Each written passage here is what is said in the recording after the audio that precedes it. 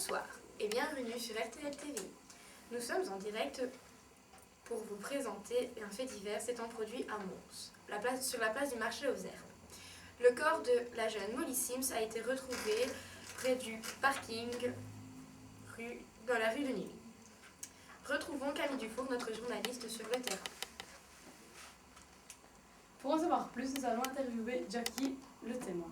Bonjour Jackie. Bonjour mademoiselle Dufour. Alors, avez-vous vu entrer Molly dans la chambre?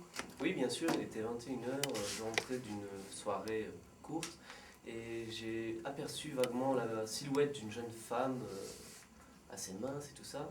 Et elle est rentrée dans la chambre et je suis rentré. D'accord. Alors, avez-vous entendu la douche? Bah écoutez, je l'ai entendu très vaguement parce que je m'étais assoupi vu la petite fête et j'ai entendu la douche, elle m'a réveillé en fait, donc oui j'ai entendu la douche. D'accord, merci. Maintenant nous allons passer à l'interview de l'agent Chips. Bonjour. Alors, quand avez-vous retrouvé le corps de Molly? Il y a 12 heures, dans un fossé près du pont de Nîmes. D'accord, merci. Est-ce que vous connaissez les causes de la mort? Pour le moment, nos experts sont encore en train de rechercher les causes du décès. Merci. Alors, pour terminer, nous allons passer à l'interview de mademoiselle Caroline Carpentier, journaliste sur le sujet. Serait-il possible qu'il y ait eu erreur lors de la détermination de l'heure de la mort? Non, car la réalité cadavérique était déjà bien entamée. Le corps de la jeune femme était déjà mort, ce qui explique bien que la mort ne peut pas avoir eu lieu au moment dit. Merci. Comment expliquez-vous ce fait? Ce fait est pour moi totalement irréaliste.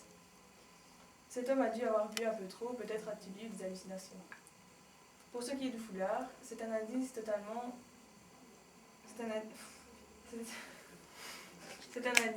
n'est pas un indice concluant. Peut-être a-t-il simplement été oublié par les occupants précédents. Merci mademoiselle. Maintenant, retrouvons Céline Leclerc en direct du plateau.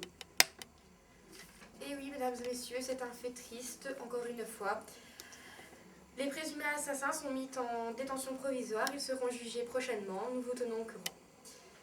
Pour clôturer ce journal, nous pouvons vous dire d'ores et déjà que Canaël Pelizzone, le professeur des Ursulines, est en finale et nous lui souhaitons toutes ses chances. Bonjour et bienvenue sur Baraki TV. Voici les derniers sujets de l'actualité. Politique. Le politicien Joachim Méry a célébré son mariage avec Graziano Manto hier à Varsovie, sa ville préférée. Hier soir, le corps d'une jeune femme a été retrouvé dans un caniveau le long de la route 66 près de Radiatorville. Hier, match nul entre les touristes et la rafting.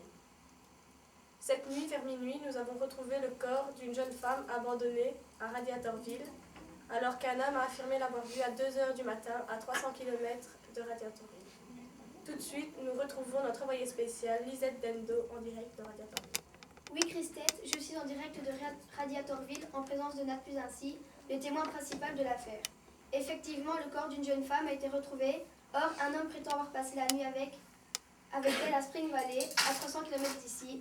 Tout de suite, le témoignage de Nat Plusincy. J'étais en train de m'endormir quand j'ai entendu un homme et une femme parler. Au matin, dans mon déjeuner, j'ai vu une femme de la description de Molly sortir de la chambre d'à côté. Maintenant, passons la parole à l'inspectrice Grassouillet. En effet, nous avons identifié le corps de cette jeune femme, se prénommant Molly Jean Mott. D'après le témoignage de son mari, elle devait se rendre à Motorville, en Alabama. Tout à fait, Grassouillette, nous avons retrouvé le corps de Molly Jean Mott dans un caniveau recouvert de coups, blessures et ainsi que de strangulation au niveau du cou. L'enquête est toujours en train de suivre son cours et nous n'avons toujours pas retrouvé les présumés tueurs. Mesdames et messieurs, merci d'avoir suivi notre journal sur Baraki TV. Tout de suite, Kaira Shopping, présenté par Clémentine. Bonsoir à tous, merci de suivre notre programme. Une histoire extraordinaire s'est passée aux États-Unis, au Texas, sur la route 169.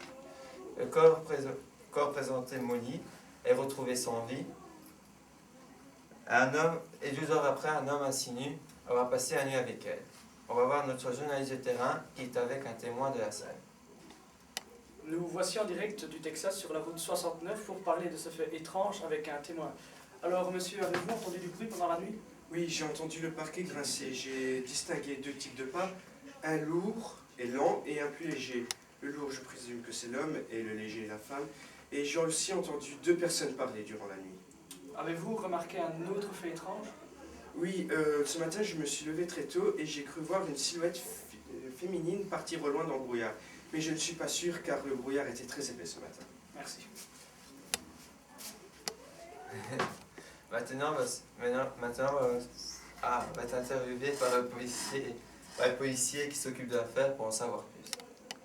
Alors, monsieur le commissaire, où avez-vous retrouvé le corps de Molly? Alors, le corps a été retrouvé hier soir, le long de la route 69 en direction du Texas. Tout de suite après, nos experts l'ont examiné et il a été envoyé à la morgue la plus proche. Il est donc impossible que M. Jean-Claude ait pu rencontrer le corps vivant, Molly vivante, cette nuit chez lui. Est-ce que l'identification donnée par monsieur Jean-Claude correspond bien au corps retrouvé? Alors, c'est exactement la même description, les cheveux blonds, les yeux bleus, le bracelet sur la cheville. C'est vraiment un fait très fantastique. Avez-vous déjà eu un fait aussi étrange que cela? Non, c'est la première fois pour moi. C'est la première fois. Merci. Et voici les explications de 2 experts pour donner leur point de vue, pour avoir une raison de l'affaire. Quel était l'état d'après vous de monsieur Jean-Claude pendant la nuit? Moi et plusieurs de mes collègues avons constaté que monsieur Jean-Claude était sous l'effet de l'alcool, même très profond, et qu'il a pris certaines substances très déconseillées pour le corps humain. Quelle conclusion pouvez-vous en tirer à partir de ces faits? Moi, j'en conclus qu'il a eu des hallucinations, donc on peut dire qu'il a un léger problème psychologique. À quoi est dû ce fait étrange d'après vous? Nous supposons, mes collègues et moi, que cela est fait à cause des astres face à la position du soleil et à la pleine lune. Avez-vous plusieurs hypothèses? Nous avons trouvé une autre hypothèse. La deuxième, c'est que l'hôtel est à côté d'un cimetière. Donc nous supposons que les esprits se lèvent durant la nuit. Un grand merci. On attend avec impatience les résultats de cette affaire pour savoir la vérité. Ce vendredi soir, Mons reçoit le Standard. Est-ce qu'on peut espérer un miracle face à la défaite de Charleroi? On va savoir plus avec notre journaliste de terrain qui est avec un mascotte qui va donner son point de vue.